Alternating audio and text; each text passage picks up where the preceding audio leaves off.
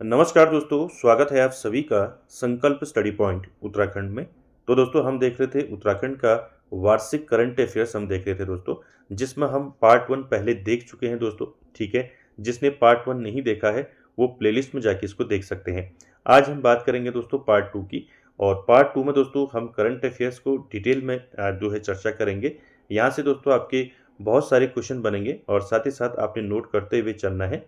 दोस्तों चाहे आप किसी भी एग्जाम की तैयारी कर रहे हो तो करंट अफेयर्स हर एग्जाम में पूछा जाता है दोस्तों, तो इसलिए इंपॉर्टेंट हो जाता है। चलिए दोस्तों स्टार्ट करते हैं आज का सेशन, और आप सभी लोग दोस्तों वीडियो के एंड तक जरूर बने रहें। चलिए पहला जो क्वेश्चन है आपका, पहला लेते हैं। देखिए पहला है फिल्म भेड़िया धसान। ठीक है, फिल्म का नाम याद रखेंगे, कौन सी फिल्म है? भेड़िया धसान है दोस्तों। इसमें उत्तराखंड के ग्रामीण जीवन के बारे में दोस्तों इसमें बताया गया है। तो चलिए एक बार पढ़ लेते हैं इसको, इसके बाद इसमें क्वेश्चन हम आपको बताएंगे। ठीक है, देखिए नवंबर 2024 में केरल अंतर्राष्ट्रीय फिल्म फेस्टिवल में फिल्म भेड़िया धसान को प्रदर्शित किया गया।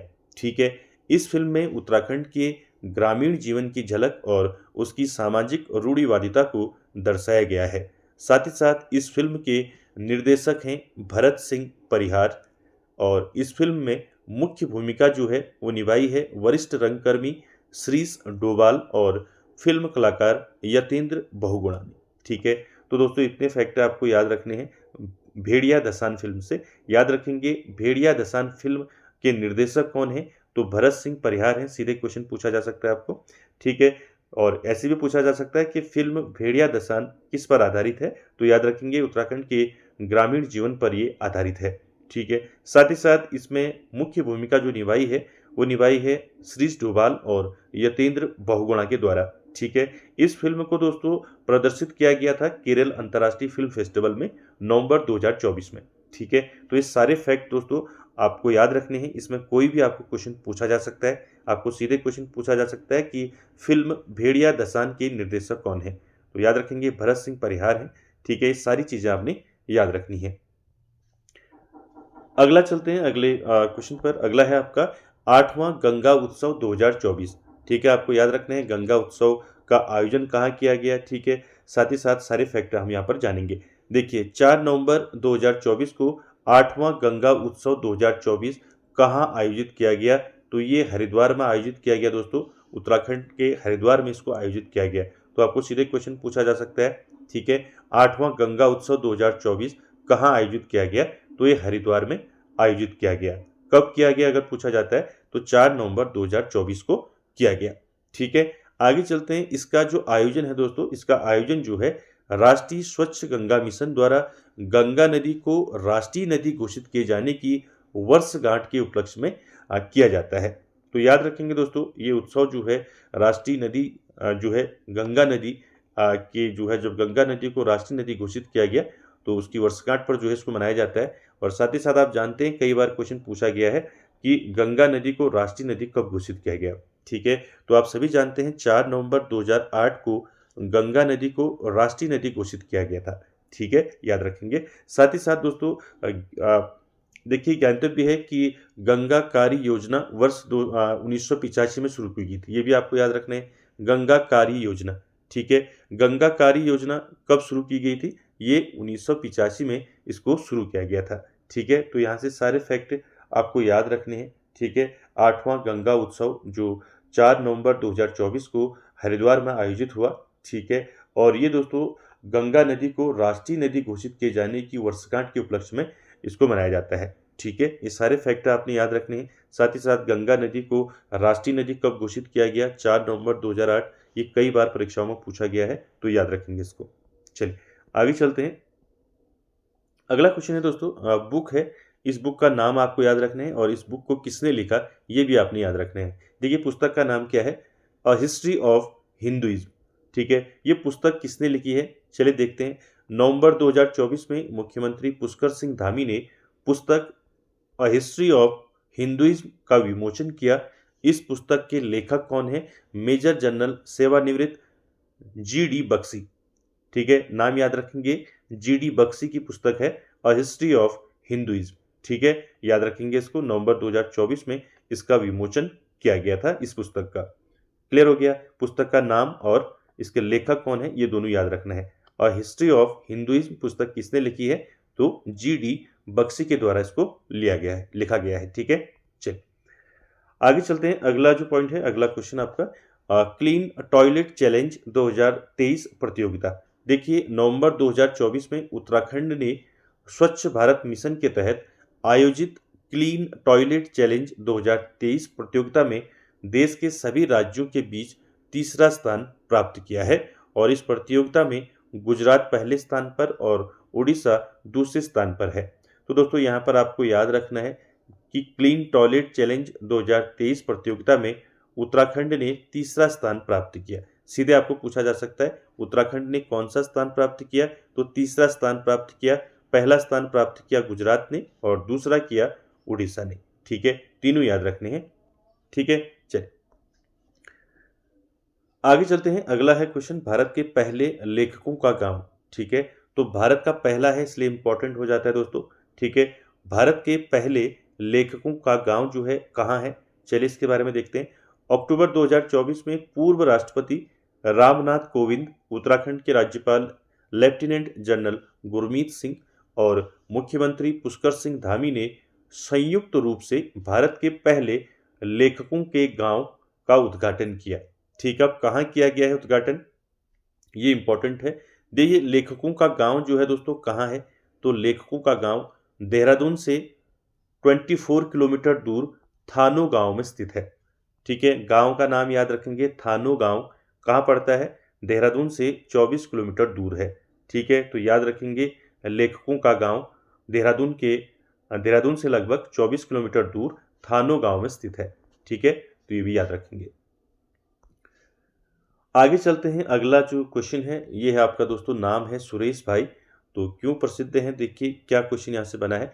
देखिए अक्टूबर 2024 में उत्तराखंड के सुरेश भाई, ठीक है, सुरेश भाई को प्रसिद्ध पर्यावरणविद अनुपम मिश्र की याद में राष्ट्रीय पर्यावरण सेवी सम्मान प्रदान किया गया। तो आपको सीधे क्वेश्चन पूछा जा सकता है, राष्ट्रीय पर्यावरण सेवी सम्मान प्रदान किया गया, किसको किया गया? ठीक है, क्वेश्चन बनेगा तो आंसर रहेगा आपका सुरेश भाई। ठीक है, उसके बाद देखिए सुरेश भाई को यह पुरस्कार जो है हिमालय क्षेत्र में वनों के संरक्षण हेतु रक्षा सूत्र आंदोलन और पर्यावरण के विषय पर लगातार सक्रियता लेखन हिमालय लोक नीति के विषय पर प्रदान किया गया है। तो याद रखेंगे सुरेश भाई को ये पुरस्कार क्यों दिया गया है, क्योंकि दोस्तों ये पुरस्कार जो है सुरेश भाई ने जो है हिमालय क्षेत्र में वनों के संरक्षण हेतु रक्षा सूत्र आंदोलन और पर्यावरण के विषय में लगातार सक्रियता लेखन और हिमालय लोक नीति के विषय में इनको ये पुरस्कार दिया गया है। झारखंड के राजधानी रांची में सावित्रीबाई सेवा फाउंडेशन और गोदावरी देवी फाउंडेशन द्वारा आयोजित कार्यक्रम में देश की जानी मानी 30 हस्तियों को सम्मानित किया गया। ठीक है, तो याद रखेंगे दोस्तों, यहाँ से आपको क्या याद रखना है? यहाँ से आपको याद रखना है कि राष्ट्रीय पर्यावरण सेवी सम्मान किसको दिया गया है? तो सुरेश भाई को दिया गया है। आगे चलते हैं। अगला है उत्तराखंड युवा महोत्सव। इसके बारे में आप सभी जानते हैं। देखिए दोस्तों 9 नवंबर 2024 को मुख्यमंत्री पुष्कर सिंह धामी ने परेड ग्राउंड देहरादून में आयोजित उत्तराखंड युवा महोत्सव का शुभारंभ राज्य के स्थापना दिवस के अवसर पर किया। ठीक है, तो याद रखेंगे दोस्तों कब इसका शुभारंभ हुआ उत्तराखंड युवा महोत्सव का? तो याद रखेंगे 9 नवंबर 2024 को। ठीक है, स्थापना दिवस के अवसर पर। देखिए उत्तराखंड युवा महोत्सव जो है दोस्तों, इस अवसर पर मुख्यमंत्री ने जो है दोस्तों 87 करोड़ रुपए की कुल 6 योजनाओं का शुभारंभ किया है। उन्होंने दोस्तों राज्य स्तरीय पिट्ठू प्रतियोगिता और राष्ट्रीय खेलों के लिए national games Uttarakhand volunteer portal का भी शुभारंभ किया। इस वर्ष दोस्तों युवा महोत्सव की जो थीम थी ये इंपॉर्टेंट है, आपको पूछा जा सकता है। तो उत्तराखंड में जो युवा महोत्सव भी मनाया गया तो उसकी थीम क्या थी ये पूछा जाएगा आपको। थीम थी इनोवेशन एंड स्पोर्ट्स साइंस। ठीक है, याद रखेंगे इसको। उत्तराखंड युवा महोत्सव की थीम क्या थी? Innovation and sports science. ठीक है, तो 9 नवंबर से स्टार्ट हुआ दोस्तों ये महोत्सव और कब तक चला?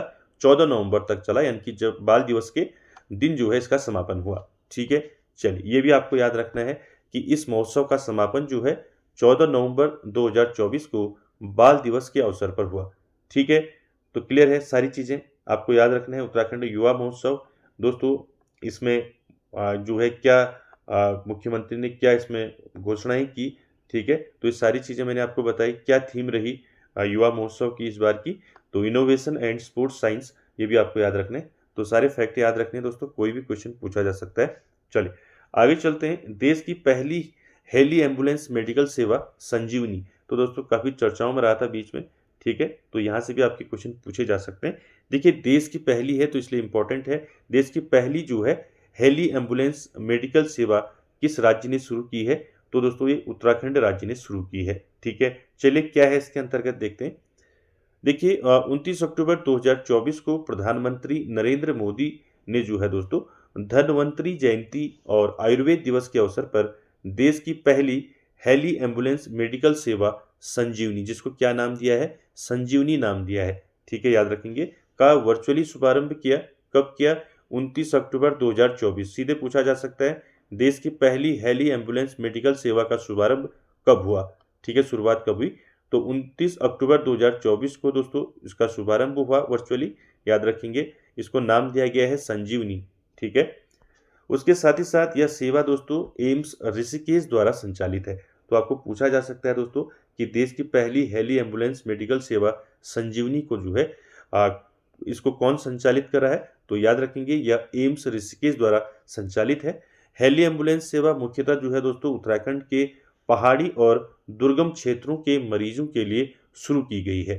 तो याद रखेंगे दोस्तों कि देश की जो पहली हेली एम्बुलेंस मेडिकल सेवा है संजीवनी, इसको क्यों दोस्तों इसको शुरू किया गया है, तो याद रखेंगे इसको शुरू इसलिए किया गया है कि उत्तराखंड के जो पहाड़ी और जो दुर्गम क्षेत्र हैं वहाँ के मरीजों के लिए जो है सुविधा हो सके। इस सेवा का लाभ जो है दोस्तों गंभीर दुर्घटनाओं, ब्रेन स्ट्रोक, हार्ट अटैक, प्रसव में समस्या आदि गंभीर स्थिति में लिया जा सकता है, ठीक है, याद रखेंगे।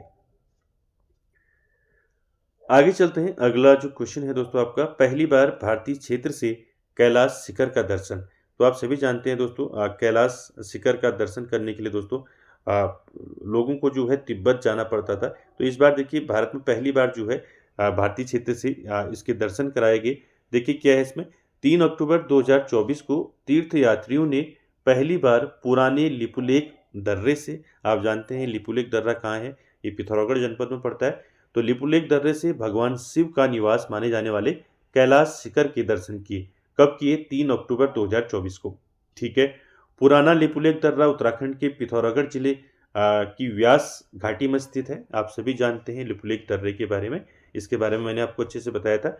इससे पूर्व जो है तीर्थयात्रियों को शिखर के दर्शन के लिए तिब्बत स्वायत्त क्षेत्र की यात्रा करनी पड़ती थी, ठीक है। लेकिन इस बार पहली बार जो है भारतीय क्षेत्र से भी जो है कैलाश शिखर के दर्शन जो है दोस्तों कराए गए तीर्थयात्रियों को। और कब कराए गए, 3 अक्टूबर 2024 को कराए गए लिपुलेख दर्रे यानी कि पिथौरागढ़ से, ठीक है।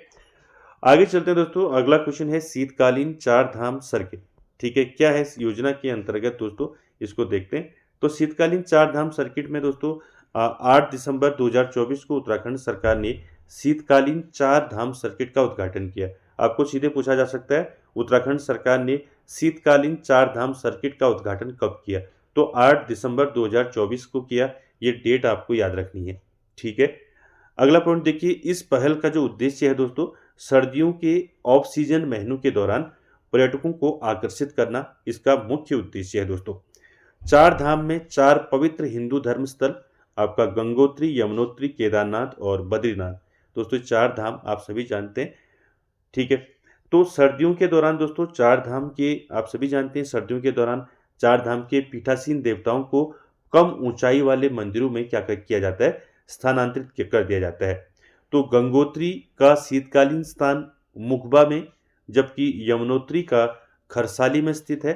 तो दोनों कहाँ पड़ते हैं, उत्तरकाशी में स्थित हैं दोनों, ठीक है। साथ ही साथ केदारनाथ के देवता ऊखीमठ के ओंकारेश्वर मंदिर में और बद्रीनाथ चमोली के पाटुकेश्वर में रहते हैं। तो कहीं ना कहीं दोस्तों जो शीतकालीन जो सर्दियों का जो मौसम होता है उसमें जो पूजा स्थल होता है वो कम ऊंचाई वाले जगहों में जो है स्थानांतरित हो जाता है। तो इसलिए दोस्तों इसको याद रखेंगे, ठीक है, कि शीतकालीन जो चार धाम सर्किट है इसको दोस्तों उत्तराखंड सरकार ने जो है 8 दिसंबर 2024 को इसका उद्घाटन किया, ठीक है। इसका मुख्य उद्देश्य क्या है? सर्दियों के ऑफ सीजन महीनों के दौरान जो है पर्यटकों को आकर्षित करना इसका मुख्य उद्देश्य है।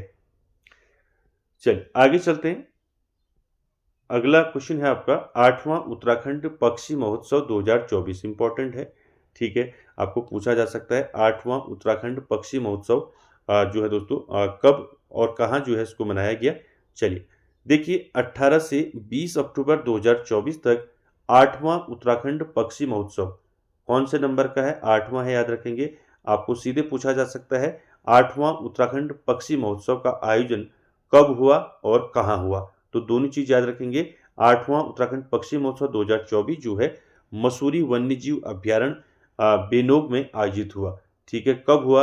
18 से 20 अक्टूबर। क्लियर हो गया? आपको याद रखना है दोस्तों 8वां उत्तराखंड पक्षी महोत्सव 2024 जो है 18 से 20 अक्टूबर को ये जो है दोस्तों आयोजित हुआ। कहाँ हुआ? मसूरी वन्यजीव अभ्यारण्य में हुआ। ठीक है, क्लियर हो गया? इस महोत्सव में क्षेत्र की समृद्ध पक्षी विविधता को प्रदर्शित किया गया और महोत्सव के दौरान दोस्तों कुल 95 पक्षी प्रजातियों और 22 तितली प्रजातियां दर्ज की गई, जिनमें दोस्तों येलो स्पम्ड और हनी गाइड जैसी दुर्लभ प्रजातियां शामिल हैं। तो याद रखेंगे दोस्तों, यहाँ से आपको इंपॉर्टेंट याद रखना है कब और कहाँ जो है ये महोत्सव हुआ। ठीक है, चलिए अगला क्वेश्चन है दोस्तों स्पर्श गंगा शिक्षाश्री पुरस्कार 2024। मोस्ट इंपॉर्टेंट है दोस्तों स्पर्श गंगा शिक्षाश्री पुरस्कार 2024। देखिए दोस्तों दिसंबर 2024 में स्पर्श गंगा दिवस के अवसर पर पर्यावरण और समाज सेवा के क्षेत्र में उत्कृष्ट कार्य करने वाले 5 शिक्षकों को स्पर्श गंगा शिक्षाश्री पुरस्कार 2024 से सम्मानित किया गया। तो आपको याद रखना है स्पर्श गंगा शिक्षाश्री पुरस्कार जो है पर्यावरण और समाज सेवा के क्षेत्र में उत्कृष्ट प्रदर्शन करने वाले शिक्षकों को जो है ये दिया जाता है। इस बार 5 शिक्षकों को दोस्तों स्पर्श गंगा शिक्षाश्री पुरस्कार से सम्मानित किया गया है। ये 5 शिक्षक कौन है? ठीक है, इनके नाम आपको याद रखने हैं। देखिए पुरस्कार प्राप्तकर्ता 5 शिक्षकों में डॉक्टर सरिता उनियाल, डॉक्टर दीपा सिंह, बिंदु शाह, सुरजी नेगी और यशपाल सिंह रावत शामिल हैं। तो आपको ऑप्शन में पूछा जा सकता है निम्न में किसको जो है स्पर्श गंगा शिक्षाश्री पुरस्कार मिला नहीं मिला, तो आपको ये 5 नाम याद रखने हैं।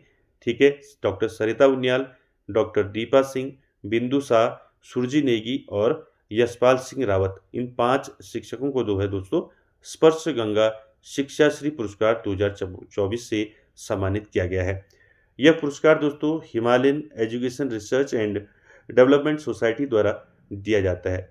ठीक है, तो आपको ये भी याद रखना है कि जो स्पर्श गंगा शिक्षाश्री पुरस्कार है इसको कौन देता है?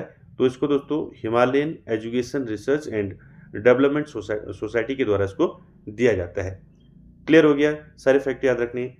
आगे चलते हैं प्रोफेसर गिरीश चंद्र जोशी के बारे में देखते हैं दोस्तों यहाँ से क्या क्वेश्चन बनेगा। देखिए प्रोफेसर गिरीश चंद्र जोशी 14 सितंबर 2024 को केंद्रीय गृह मंत्रालय द्वारा हिंदी दिवस के अवसर पर चतुर्थ राजभाषा सम्मेलन में हिंदी के ज्ञान विज्ञान के क्षेत्र में मौलिक पुस्तक लेखन हेतु उत्तराखंड के प्रोफेसर गिरीश चंद्र जोशी, ठीक है याद रखेंगे दोस्तों, उत्तराखंड के प्रोफेसर गिरीश चंद्र जोशी को राजभाषा गौरव सम्मान 2023-24 से सम्मानित किया गया। तो आपको यहाँ पर पूछा जा सकता है दोस्तों क्वेश्चन कि 2023-24 का राजभाषा गौरव सम्मान किसे दिया गया? तो ये दिया गया उत्तराखंड के प्रोफेसर गिरीश चंद्र जोशी को। क्लियर है? साथ ही साथ उन्हें यह सम्मान उनकी पुस्तक विज्ञान और ब्रह्मांड इतिहास तथा आधुनिक अवधारणा के लिए दिया गया है। तो ये भी याद रखना है दोस्तों, पहले तो ये याद रखना है राजभाषा गौरव सम्मान 2023-24 से किसे सम्मानित किया गया? प्रोफेसर गिरीश चंद्र जोशी को किया गया। और क्यों किया गया दोस्तों? उनकी पुस्तक है विज्ञान और ब्रह्मांड इतिहास तथा आधुनिक अवधारणा। पुस्तक का नाम भी याद रखेंगे, सीधे पुस्तक पूछा जा सकता है आपको कि विज्ञान और ब्रह्मांड इतिहास तथा आधुनिक अवधारणा पुस्तक किसकी है? तो ये पुस्तक है गिरीश चंद्र जोशी की। ठीक है, क्लियर है? तो सारे फैक्ट आपको याद रखने हैं। अगला है और आखिरी क्वेश्चन है आज का बुग्याल संरक्षण दिवस, जिसके बारे में मैंने आपको पहले भी बताया है। उत्तराखंड के मुख्यमंत्री पुष्कर सिंह धामी ने प्रतिवर्ष 2 सितंबर को उत्तराखंड में बुग्याल संरक्षण दिवस मनाने का निर्णय लिया है। तो आप सभी जानते हैं बुग्याल संरक्षण दिवस कब मनाया जाता है, तो ये अब कब मनाया जाएगा, 2 सितंबर को जो है दोस्तों हर साल मनाया जाएगा। ठीक है, तो ये भी आप याद रखेंगे। तो दोस्तों उत्तराखंड का जो हम वार्षिक करंट अफेयर्स देख रहे हैं, उसमें आज पार्ट 2 आपका जो है कंप्लीट हो चुका है। पार्ट 1 हम पहले कंप्लीट कर चुके हैं, उसको आप ज़रूर देखिए पार्ट 1 और पार्ट 2। इसके बाद पार्ट 3 पर हम दोस्तों जल्द जो है डिस्कस करेंगे। तो दोस्तों कैसा लगा आज का सेशन, कमेंट बॉक्स में ज़रूर कमेंट करें और वीडियो को एंड तक देखने के लिए थैंक यू वेरी मच।